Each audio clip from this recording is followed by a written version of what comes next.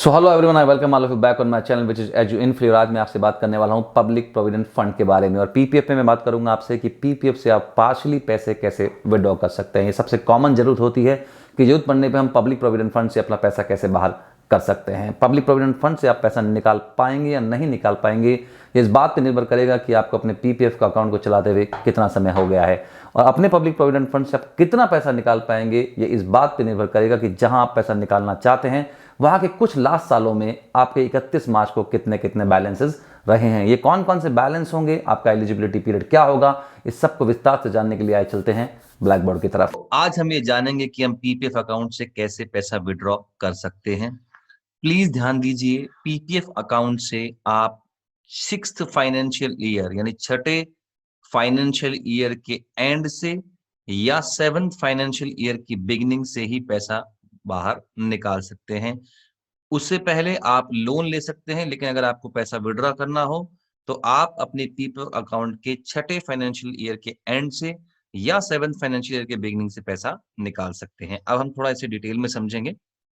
So let's understand this. मान लीजिए आपने 20 अक्टूबर 2010 को अकाउंट खुलवाया, तो सबसे पहले आपको यह देखना होगा कि आपके पीपीएफ अकाउंट को छठा फाइनेंशियल ईयर कहां खत्म हो रहा है। तो पहला फाइनेंशियल ईयर खत्म होगा 31 मार्च 2011 पे, यानी आप 20 अक्टूबर 2010 से आगे की तरफ आएंगे तो अगली 31 मार्च आएगी 31 मार्च 2011। तो इंटरेस्ट का कैलकुलेशन पीपीएफ अकाउंट में ईयर फाइनेंशियल ईयर एंड पे होता है, तो आपको हर चीज को फाइनेंशियल ईयर एंड से ही देखना है। चाहे विड्रॉबिलिटी हो, चाहे आपको लोन टेकिंग आपकी एलिजिबिलिटी हो, चाहे कुछ इंटरेस्ट का कैलकुलेशन हो, वो सब ईयर एंड पे होता है, फाइनेंशियल ईयर एंड पे। तो पहला फाइनेंशियल ईयर हुआ 31 मार्च 2011 पे, दूसरा 12 पे, तीसरा 13 पे, चौथा 14 पे, पांचवा 15 पे और छठा 31 मार्च 2016 पे। अब आपको ध्यान रखना है कि 1 अप्रैल 2016 से आपकी एलिजिबिलिटी बन जाती है पीपीएफ अकाउंट से विड्रॉ करने की। तो यानी सबसे पहले आपको ये देखना है कि मैं एलिजिबल हूं या नहीं हूं। अगर छठा फाइनेंशियल ईयर एंड हो चुका है, उसके बाद आप पैसा विड्रॉ कर सकते हैं। Let's take another example. मान लीजिए 20 अक्टूबर 2014 को अकाउंट खुला है, तो 15 में पहला, 16 में दूसरा, तीसरा 17 में, 18, 19 और 20। यानी 20 अक्टूबर 2014 को जो अकाउंट खुलेगा उसका पहला फाइनेंशियल एंड होगा 31 मार्च 15 में और छठा होगा 31 मार्च 2020 में। तो यानी 1 अप्रैल 2020 से आप इस पीपीएफ अकाउंट से पैसा विड्रॉ कर सकते हैं। तो कितना निकालेंगे ये बात की बात है। सबसे पहले ये देखना होता है कि मैं निकाल सकता हूं या नहीं निकाल सकता हूं, तो वो एलिजिबिलिटी आप देखिए। उसके बाद हम देखेंगे कि पैसा कितना विड्रॉ किया जा सकता है। तो आइए अब हम ये जानेंगे कि हम पीपीएफ अकाउंट में से कैसे पैसा विड्रॉ कर सकते हैं। रूल कहता है immediate preceding financial year and का बैलेंस और immediate preceding 4th financial year and का बैलेंस, ये दोनों बैलेंसेस आपको लेने हैं। इन दोनों बैलेंसेस का आपको 50% करना है और जो भी दोनों में से कम होगा आप पैसा निकाल सकते हैं। ध्यान दीजिए, ये रूल तब अप्लाई होगा जब आप ऑलरेडी ये जान चुके हैं कि आप 6th फाइनेंशियल ईयर के एंड में या 7th फाइनेंशियल ईयर की बिगिनिंग में आ चुके हैं और आपके पास पैसा निकालने की एलिजिबिलिटी है।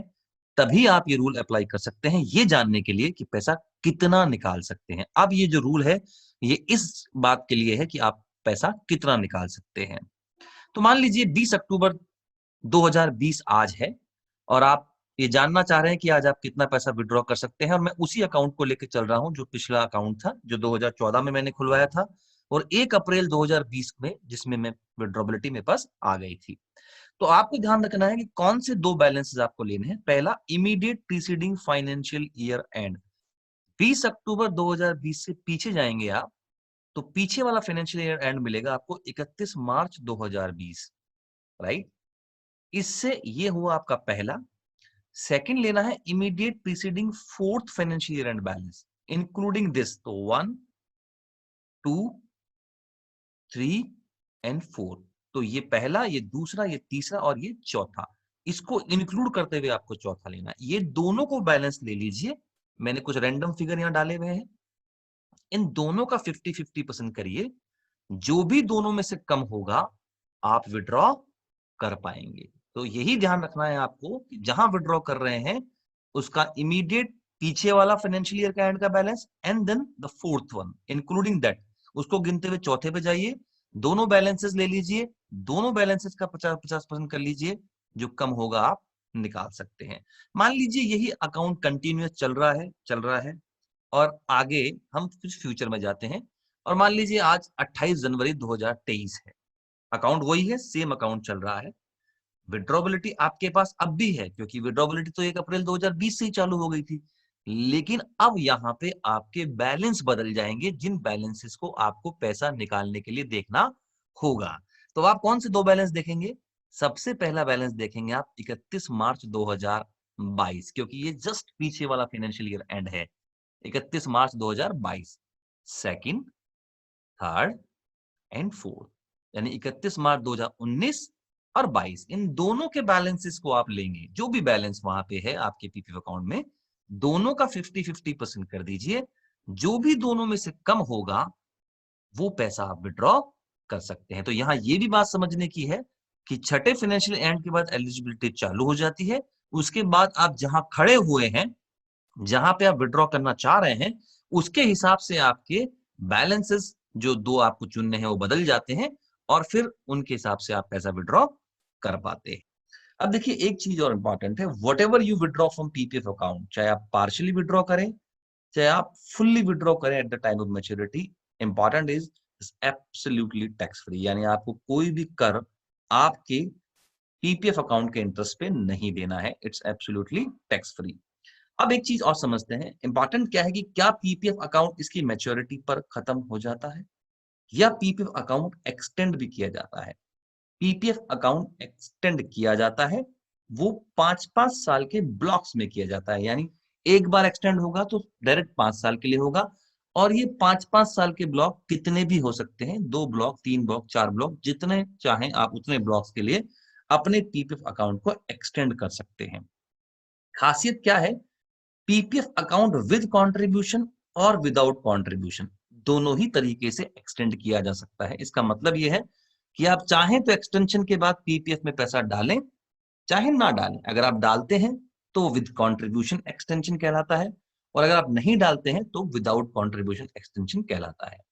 अब इस बात की आवश्यकता क्यों पड़ी? क्योंकि एक्सटेंशन पीरियड में रूल्स विड्रॉल के अलग होते हैं। ये तो रूल्स थे आपके मैच्योरिटी से पहले पहले के। अब मैच्योरिटी के बाद जब आप ये देख लेते हैं कि मैं आपने उसको बढ़ा लिया है विद कंट्रीब्यूशन और विदाउट कंट्रीब्यूशन, उस केस में आप पैसा कैसे विड्रॉ कर सकते हैं उसकी बात अब हम आपसे कर रहे हैं।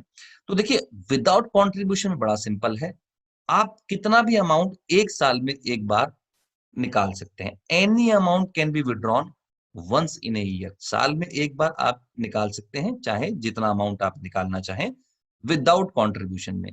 लेकिन विद कंट्रीब्यूशन में क्या है, इस बात को समझिए, क्योंकि यहां भी आप सेक्शन 80C का बेनिफिट ले सकते हो। पीपीएफ अकाउंट में जो भी आप पैसा डालते हो उसमें सेक्शन 80C का बेनिफिट मिलता है, इसलिए आप पूरा पैसा एज इट इज बाहर नहीं निकाल सकते। तो वो क्या बोलते हैं कि 60% of the balance at the start of the each extended period, यानी आपने एक्सटेंशन से पहले का जो भी आपका बैलेंस रहा होगा उसका 60% तक आप निकाल सकते हो, चाहे आप साल में एक बार निकालो, चाहे आप 5 साल में 5 बार निकालो, लेकिन साल में सिर्फ एक ही बार निकाल सकते हो। तो मान लीजिए आपने पीपीएफ अकाउंट की मैच्योरिटी 1 अप्रैल 2020 को एज एन एग्जांपल में ले रहा हूं 40 लाख रुपए थी, अब आपने इसे विद कंट्रीब्यूशन एक्सटेंड करवा लिया। अब आप क्या निकाल सकते हो एक्सटेंशन पीरियड में? 60% यानी 24 लाख रुपया आप मैक्सिमम निकाल सकते हो वंस इन ईयर, यानी एलिजिबिलिटी निकालने की साल में एक बार है, एक साल में आप एक बार पैसा विड्रॉ कर सकते हैं, लेकिन मैक्सिमम कैप हो गया 24 लाख। वहीं आपने देखा कि विदाउट कंट्रीब्यूशन में कोई मैक्सिमम कैप नहीं था, उस केस में आप पूरा 40 लाख रुपया भी निकाल सकते थे, लेकिन ये बात हम कर रहे हैं एक्सटेंशन पीरियड की। एक बात और ध्यान दीजिए, मान लीजिए अकाउंट एक बार और एक्सटेंड होता और ये अकाउंट 1 अप्रैल 2025 पे आ जाता, 5 साल के ब्लॉक में ये आ जाता, 5 साल के ब्लॉक के लिए एक्सटेंड हो जाता, 1 अप्रैल 2025 पे आप आ जाते, उसके बाद आप फिर इसे दोबारा एक्सटेंड करवा लेते 5 साल के लिए विद कंट्रीब्यूशन। इस बार मान लीजिए यहां 2025 के बाद 2027 में मान लीजिए आपको पैसे की जरूरत है, तो अब आप जो 60% जिस बैलेंस का करेंगे वो 1 अप्रैल 2020 का नहीं बल्कि 1 अप्रैल 25 का होगा। तो ये लाइन देखिए 60% of balance at the start of each extended period, यानी जहां एक्सटेंड हो रहा है वहां के बैलेंस का 60%, यानी सेकंड बार जब आप एक्सटेंड करेंगे तो पहली बार एक्सटेंड करने के बाद का जो एंड का बैलेंस है 5 साल का, उसका 60% आपकी विड्रॉ कर पाएंगे उन 5 सालों में। तो I hope now this must be absolutely clear to all of you in basically normal maturity and extension period में भी कैसे विड्रॉ करना है।